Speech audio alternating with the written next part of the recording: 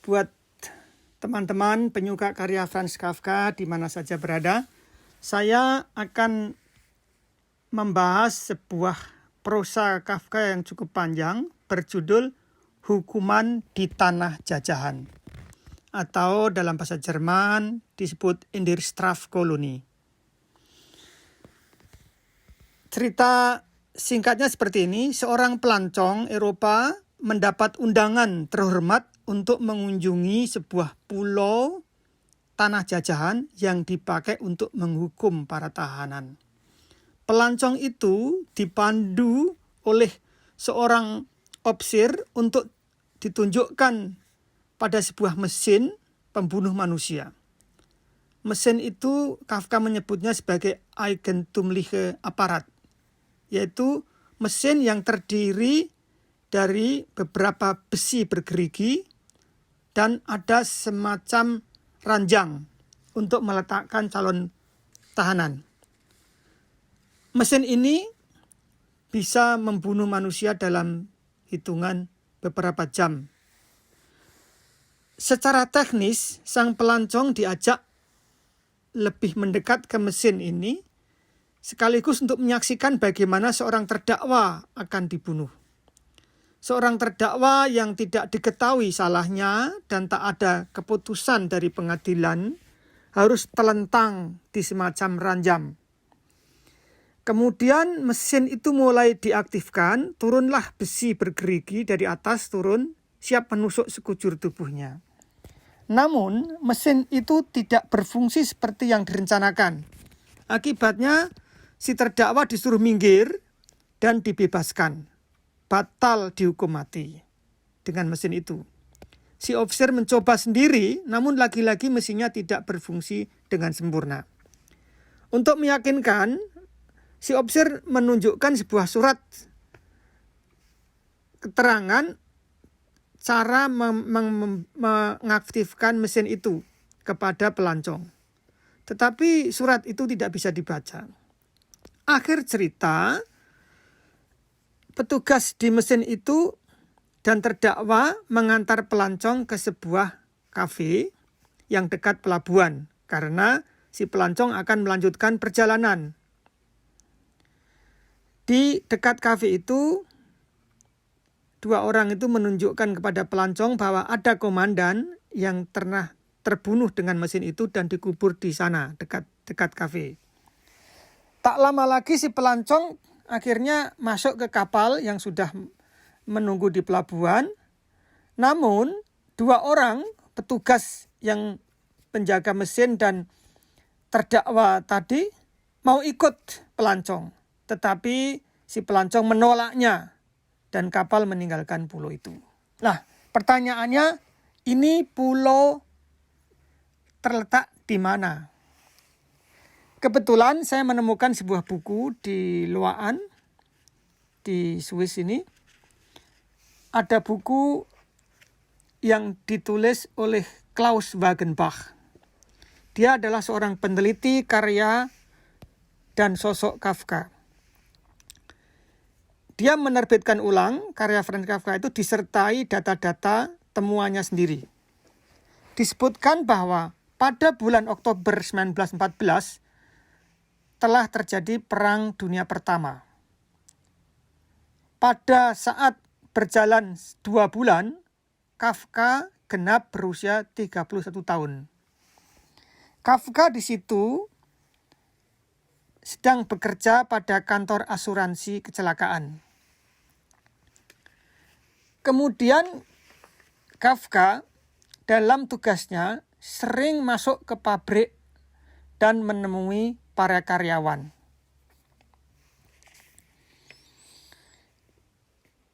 Di sini ada keterangan bahwa pada zaman antik Yunani itu sudah ada yang disebut hukuman di tanah jajahan. Tetapi hukumannya adalah para tahanan itu dideportasi. Tapi pada zaman sekarang, Rusia misalkan, dia memberi contoh Rusia, itu mempunyai tempat Siberia itu adalah tempat untuk para tahanan. Salah satu tahanan di Siberia itu adalah Dostoyevsky. Kemudian di Inggris pada abad 17 telah mengirim beberapa tahanan dari penjara ke koloni-koloni Inggris di Amerika Utara. Disusul dikirim ke Australia. Yang ketiga adalah Prancis. Prancis mendeportasikan para tahanan pada 1810 ke Algeria, bekas jajahannya.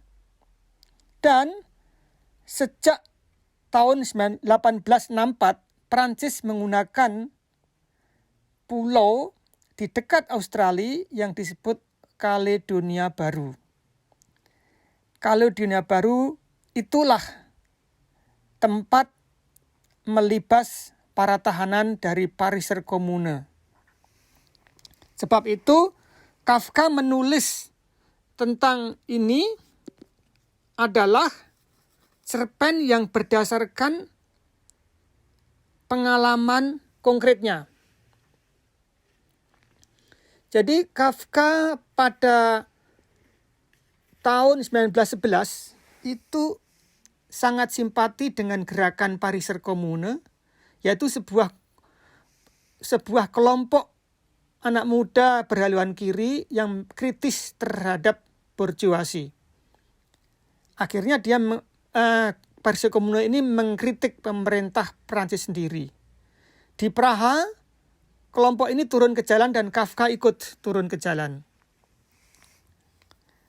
Kemudian Kafka sering didatangi karyawan dari pabrik. Ya. Max Brod itu mengatakan dalam buku biografinya betapa polosnya para karyawan pabrik itu mendatangi Kafka dan Max Brod meminta bantuan. Bukan malah memprotes perusahaannya.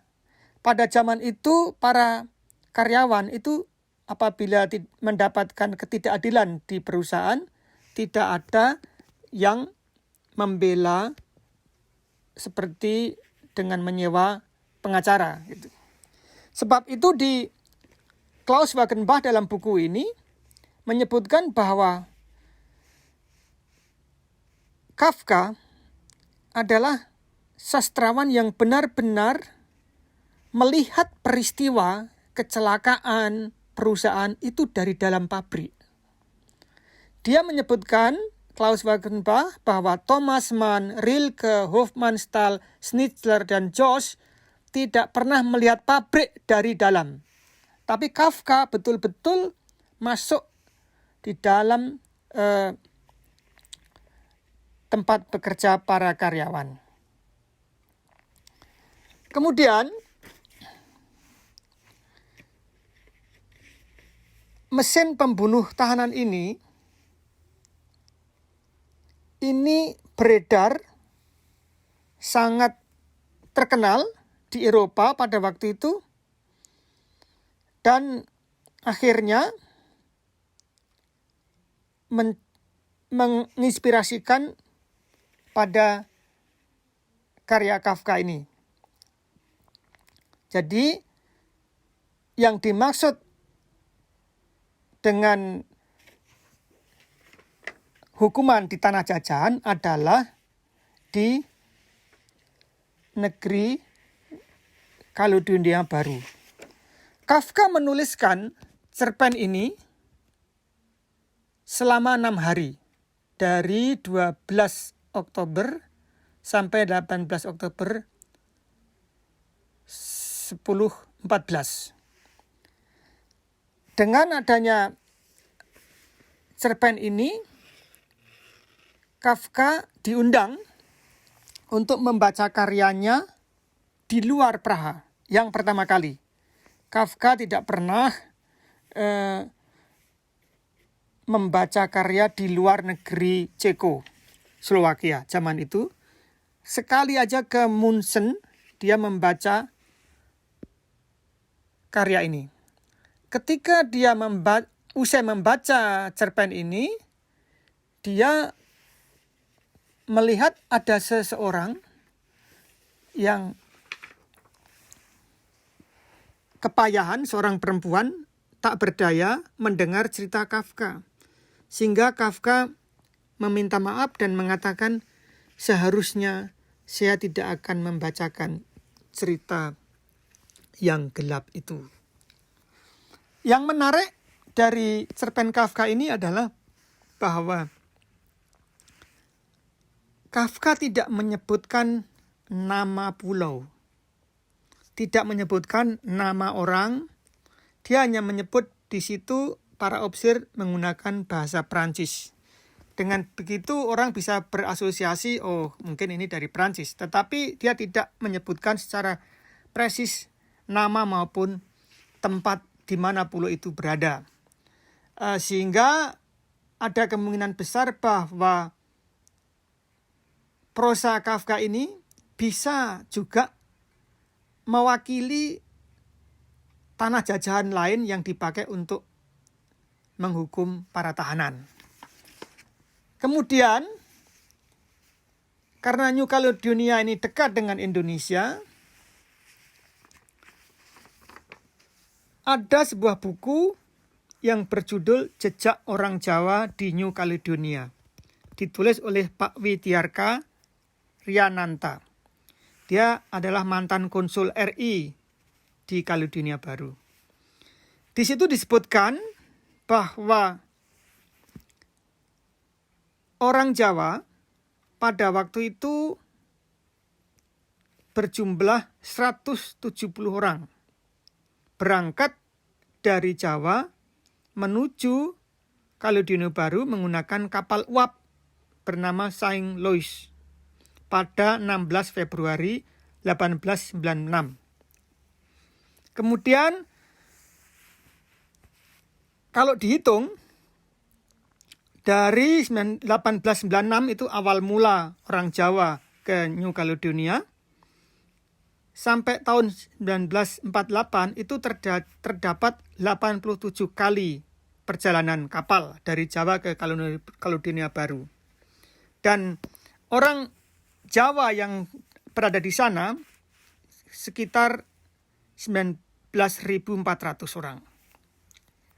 New Caledonia Baru menurut buku ini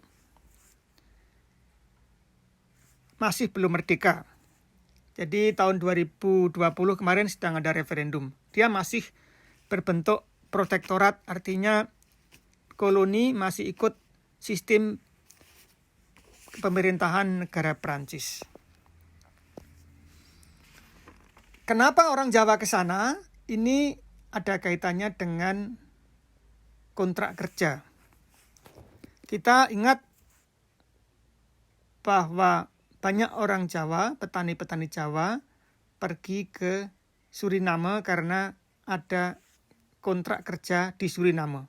Lah kira-kira kontrak kerja yang ada di Suriname ini hampir mirip dengan di New Caledonia. Kenapa dicari orang Jawa? Alasannya pemerintah Prancis pada waktu itu ketika Belanda masih bercokol di Indonesia minta bantuan penjajah Belanda untuk meminta orang-orang Jawa. Karena orang Jawa dianggap orangnya pekerja keras dan dia nerimo, ya, tidak terlalu banyak membantah. Jadi dua hal itu yang membuat orang Jawa diputuskan untuk diajak ke sana. Dan menurut buku ini yang berjudul Jejak Orang Jawa di New Caledonia, banyak orang-orang tua enggan bercerita karena mungkin merasa malu atau merasa ditipu oleh pemerintah Prancis, dan sebagian mereka pulang ke Jawa lagi dan ada yang kembali lagi ke sana. Dan budaya Jawa sampai sekarang ada di di Kaledonia Baru masih berkembang dengan baik. Hari Sabtu kemarin kami mengadakan diskusi di Zoom, dan kami menghadirkan penulis buku ini, Pak Widyarka Riananta. Dan saya tanyakan apakah pernah melihat di museum mesin pembunuh manusia yang ditulis dalam fiksinya Kafka, dan dia mengatakan belum pernah lihat. Itu dulu, terima kasih. Salam sastra.